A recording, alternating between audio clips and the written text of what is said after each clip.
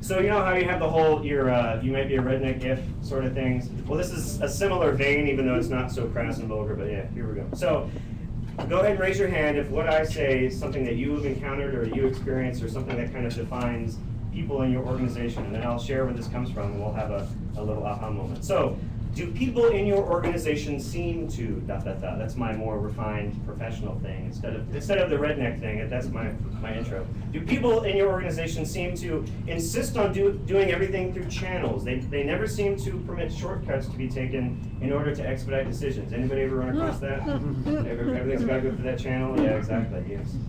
Do people in your organization seem to always want to make speeches? You know, they want to have these long, drawn-out talks, and people seem to always give personal anecdotes and personal illustrations, and it just seems to go on forever. Do people ever seem to kind of get lost in the weeds about that kind of stuff? Couple, good deal. Do people, whenever possible, refer all things to committees, you know, for further study and consideration? We gotta constantly get it out there, right? Good deal, good deal. Good couple, sweet.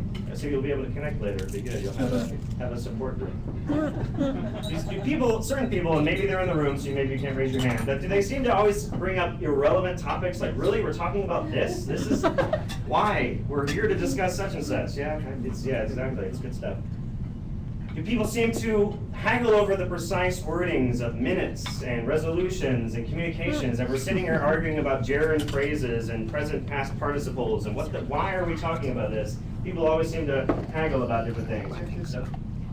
Do people always seem to refer back to decisions that were made before? It's like, wait, we discussed this last week. Why are we bringing it up again? Well, I don't know. I mean, I might bring it up again. I mean, that's something that can definitely kind of stymie things. Good stuff. And finally, do people in your organization always seem to be advocating caution? Hey everybody, let's not get too hasty, especially with this social media stuff. We really need to just be careful. Don't go crazy. Just You know where these things all came from? All of these statements and behaviors all came from? No, awesome. See, in DoD people would know sometimes. So these things came from the 1945 Simple Sabotage Field Manual that was published by the Strategic Services, the precursor to the CIA.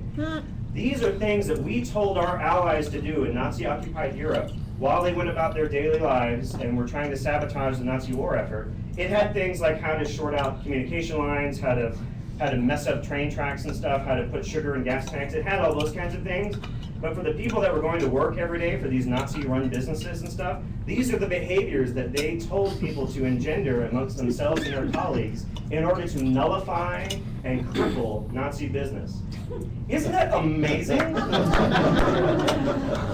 it amazing that what we used to hope our allies would do to our enemies is the thing that we do to ourselves? It just blows my mind sometimes. And so sometimes when I run across roadblock after roadblock when it comes to change or exploring a new communications channel or whatever, I always try to look back on this, and I would always try to convey this in some of these talks to frame out the discussion of, look, I'm not trying to just set fire to things because I'm some reckless, 30-something that just is crazy, but there comes a certain point where we need to wisely move forward, and we can't be so paralyzed by old paradigms, and old is too strong of a term, but other ways of doing business, that we may need to be open to radically changing the way we look at ourselves and the way that we accomplish our tasks. And so I would always lead in with that thing, and I can send you that PDF of that Simple Sabotage Field Manual. It's fascinating. It's the whole scanned thing with all of the stamps of declassified all over it and stuff like that. It's fascinating.